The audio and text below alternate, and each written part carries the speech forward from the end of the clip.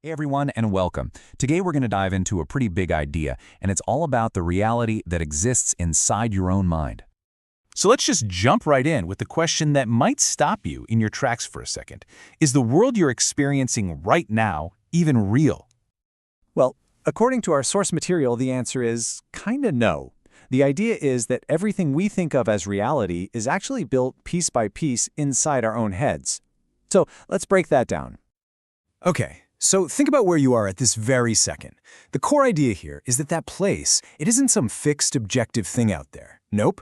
Whether it feels calm or stressful or totally safe, all of that is a concept your mind is generating.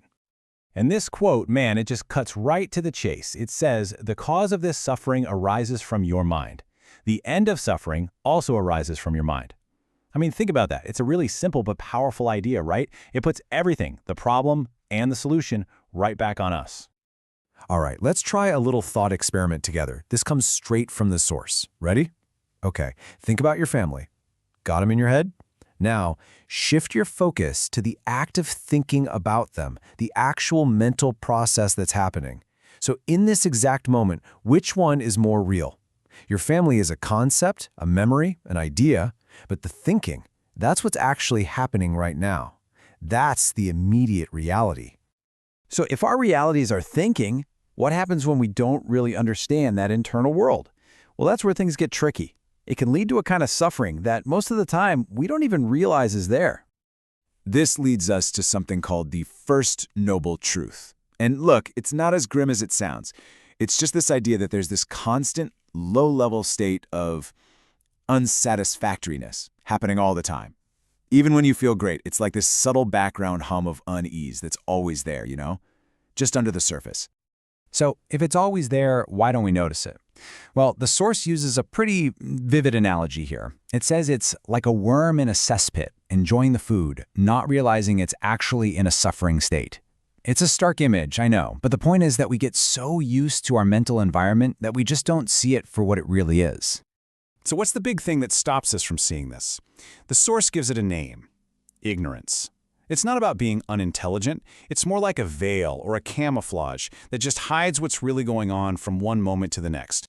But here's the thing, ignorance isn't working alone. Oh no, it's got a partner in crime, a really powerful one, that adds a whole other layer to the camouflage. And that partner is called craving. So what exactly is this craving? You can think of it as the mind's default setting. It's 24/7 job. It's just relentlessly, automatically trying to do two things: pull in everything it likes and shove away everything it doesn't.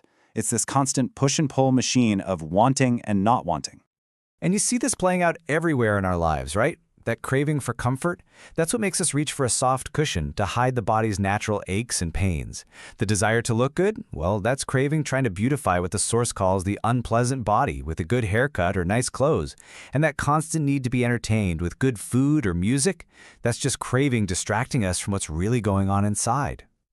Okay, so what happens if we could actually peel back all those layers of camouflage? What would we find underneath it all? Well, the source has another great analogy for this. It calls it the mind's messy attic. Just picture it, a really messy, cluttered, disorganized attic that you know is up there, but you never, ever want to open the door and look inside. That, according to the source, is pretty much what our untrained mind is like.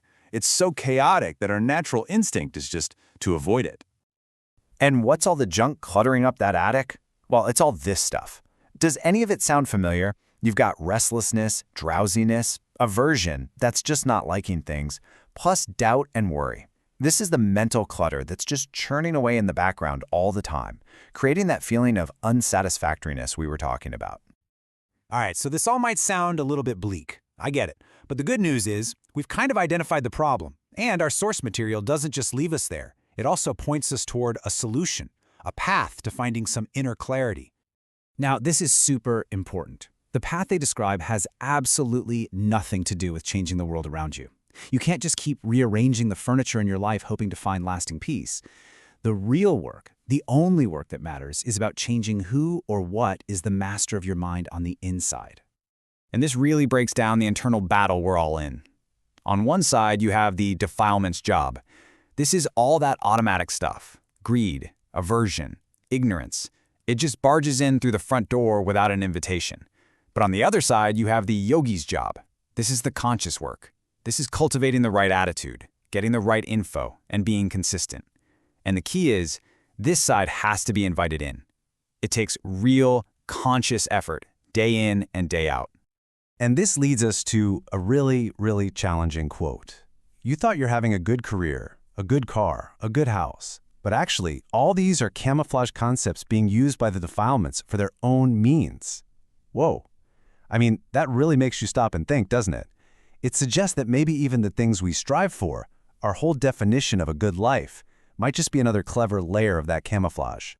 So, that's what we're going to leave you with today. It's one final, pretty powerful question to ask yourself. After hearing all this, after seeing how the mind can work, who or what is the true master of your mind?